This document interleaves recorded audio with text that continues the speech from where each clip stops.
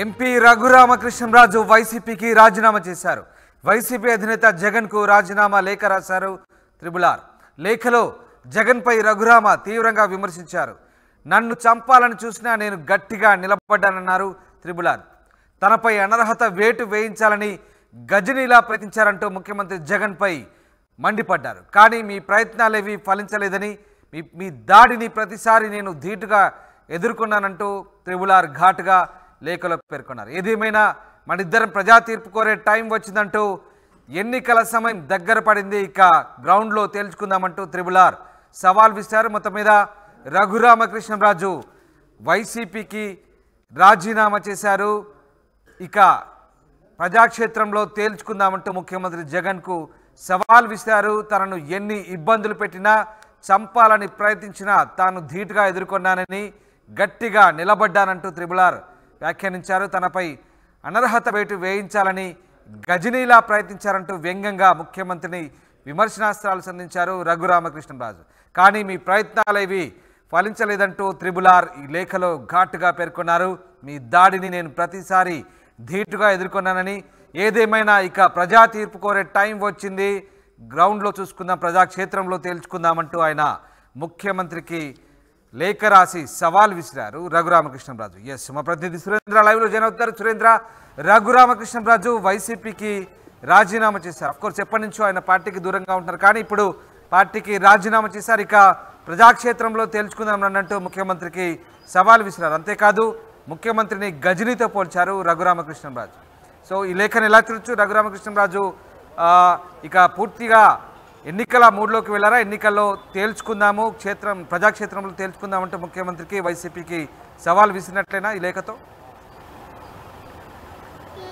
ఎస్రామ్దాస్ పూర్తిగా లేఖనైతే అలాగే చూడాలి. పూర్తిగా ప్రజాక్షేత్రంలో తేల్చుకుందాం అంటూ సవాల్ కూడా జగన్మోహన్ రెడ్డికి రఘురామకృష్ణరాజు విసిరారు. రీసెంట్గానే సంక్రాంతికి ఆయన భీమవరం వచ్చారు. అక్కడ సంక్రాంతికి పాల్గొన్న సందర్భంలో ఇప్పటి వరకు నేను వైసీపీ రెబెల్ ఎమ్మెల్యేగా ఉన్నాను, అయితే ఫిబ్రవరిలో ఖచ్చితంగా పార్టీకి రాజీనామా చేస్తానని చెప్పి కూడా ఆయన ప్రకటించాడు. అదే నేపథ్యంలో లేఖ కూడా రాసి ఈరోజు రాజీనామా చేసిన పరిస్థితి. అయితే ఈ లేఖ రాజీనామా చేస్తూనే అనేక ఆరోపణలు జగన్మోహన్ రెడ్డి మీద చేసిన పరిస్థితి.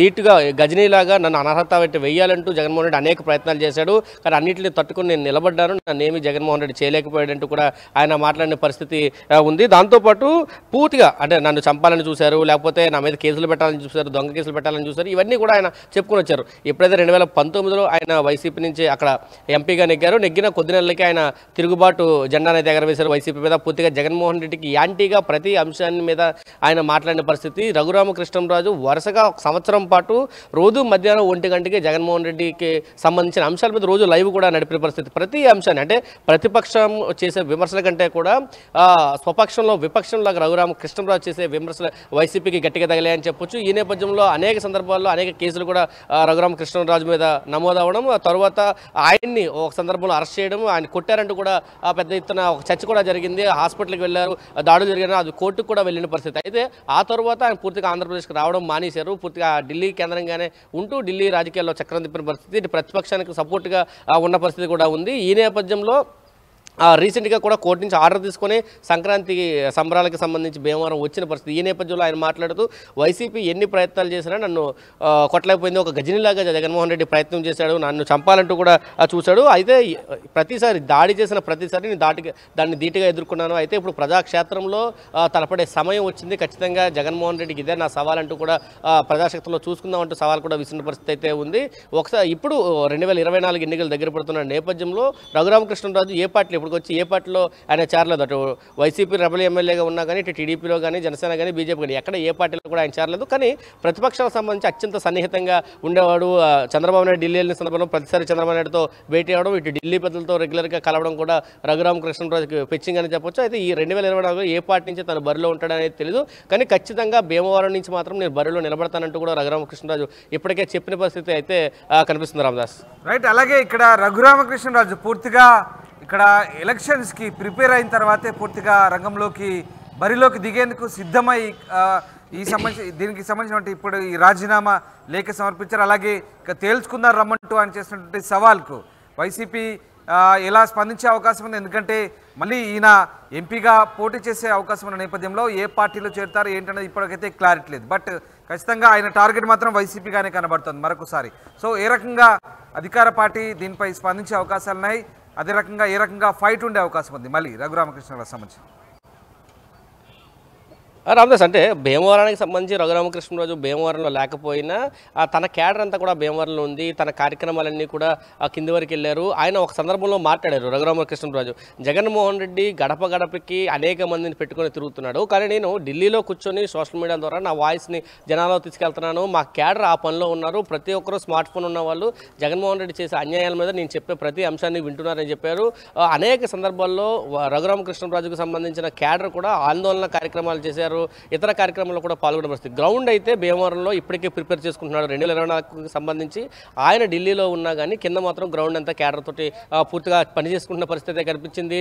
అయితే ధీటుగా అక్కడ ఉన్న ఓట్లు సామాజిక వర్గ సమీకరణ నేపథ్యంలో వైసీపీ మహిళా అభ్యర్థిని మహిళా సంబంధించి ఉమాబాల అనే అభ్యర్థిని అయితే ఇప్పుడు బరిలోకి దింపడానికి అయితే రంగం సిద్ధం చేశారు, రీసెంట్గా ప్రకటించిన పరిస్థితి. అయితే రఘురామకృష్ణరాజు మాత్రం ఖచ్చితంగా ఇక్కడి నుంచి నేను పోటీలో ఉంటానని చెప్పారు. ఇప్పటికే బీజేపీలో టచ్లో ఉన్నారు. అనధికారిక సమాచారం ప్రకారం తను బీజేపీ నుంచి టికెట్ ఆశించి బీజేపీ నుంచి భీమవరం నుంచి పోటీ చేస్తున్నారనేది కూడా తెలుస్తుంది. అయితే ఇప్పటికే సంబంధించి అక్కడ అల్లూరు సీతారామరాజు 30 అడుగుల విగ్రహాన్ని కూడా ఏర్పాటు చేశారు రాజు సామాజిక వర్గానికి సంబంధించి. దాంట్లో కీలక పాత్ర రఘురామకృష్ణరాజు పోషించాడు. రాజుల సామాజిక వర్గానికి సంబంధించి ఒక క్యాడర్ని ఆయన సిద్ధం చేశారు. ఆ సామాజిక వర్గం నుంచే తాను పోటీలో ఉండబోతున్నారు కాబట్టి ఖచ్చితంగా విజయం నా వైపే ఉంటుందంటూ రఘురామకృష్ణరాజు చెప్తున్నారు. అయితే వైసీపీకి సంబంధించి ఎవరు వచ్చినా జగన్మోహన్ రెడ్డి సంక్షేమ పథకాలు గట్టెక్కిస్తాయి, జగన్మోహన్ రెడ్డి సంక్షేమ పథకాలకి ప్రజలు బ్రహ్మరథం పడుతున్నారు. 2019లో కూడా రఘురామకృష్ణరాజు వైసీపీ నుంచి నెగ్గారు కాబట్టి ఈసారి కూడా టికెట్ మాదంటూ వైసీపీ ధీమా వ్యక్తం చేస్తుంది. ఎంత ప్రయత్నాలు చేసినా విజయం వైసీపీని వరుస్తుందంటూ వైసీపీ నేతలు కూడా చెప్తున్నారు. అయితే గ్రౌండ్ లెవెల్లో మాత్రం తేల్చుకుందాం రా అంటూ రఘురామకృష్ణరాజు జగన్మోహన్ రెడ్డికి సవాల్ విసురుతున్న పరిస్థితి అయితే కనిపిస్తుంది. ఇప్పుడు రెండు సామాజిక వర్గాల బీసీలు ఇటు రాజులు విధంగా భీమవరంలో రాజకీయం అయితే వేడెక్కబోతుందని చెప్పాలి. Ramdas, right, thanks for the update Surendra. ఇది మొత్తం మీద కనుమూరు రఘురామకృష్ణరాజు వైసీపీకి రాజీనామా చేశారు. వైసీపీ నుంచి గెలిచిన ఆయన ఎప్పటి నుంచో పార్టీతో విభేదించారు, పార్టీపై తిరుగుబాటు చేశారు. మొత్తం మీద తన వైపు తనపై అనర్హత వేసేందుకు కూడా గజనీలా ముఖ్యమంత్రి ప్రయత్నించారు. అంతేకాదు తనను చంపేందుకు కూడా ముఖ్యమంత్రి ప్రయత్నించారంటూ కూడా ఆయన ఆరోపిస్తున్న పరిస్థితి. ఇక మీ దాడిని ప్రతిసారి నేను ధీటుగా ఎదుర్కొన్నా, ఇప్పుడు రెడీగా ఉండండి, ప్రజా తీర్పు కోరే టైం వచ్చింది, ఏదేమైనా మన ఇద్దరం ప్రజా తీర్పు కోసం ఫైట్ చేద్దాం, వేచి చూద్దామంటూ ఆయన మరొకసారి ముఖ్యమంత్రికి అలాగే వైసీపీని ఛాలెంజ్ చేస్తున్నారు. చూడాలి మరి రఘురామకృష్ణరాజు మళ్ళీ ఎంపీగా ఏ పార్టీ నుంచి బరిలోకి దిగబోతున్నారో.